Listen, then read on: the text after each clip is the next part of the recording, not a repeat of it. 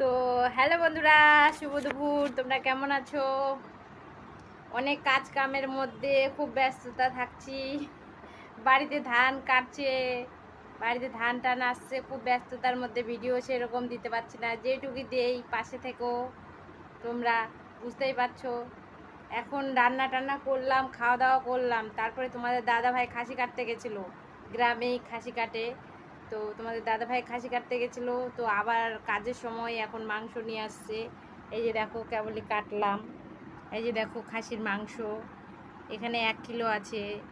তারপরে এই যে পেঁয়াজ, 1 কিলো মাংস, 3টা লোক। এই যে পেঁয়াজ টিয়াজ, তোমরা যদি খেতে চাও চলে আসো আমাদের বাড়িতে, রান্না করে খাওয়াবো। সত্যি বন্ধুরা, সত্যি, ইয়ার কি না। সেরকম ভিডিও দিতে পারছি না, একটু পাশে থেকো, সাপোর্ট করো। আগুনের মধ্যে ধান কাটে দিছি, আর এত ভিড়ের মধ্যে তোমাদের দাদা ভাই খাসি কাটতে গেছিলো, মাংস নিয়ে আসছে।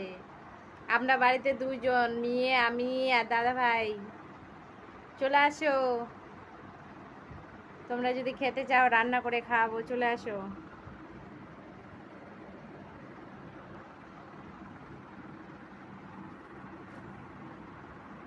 খাসির মাংস বন্ধুরা, দেখো মাংসটা কেমন হয়েছে, খুব সুন্দর,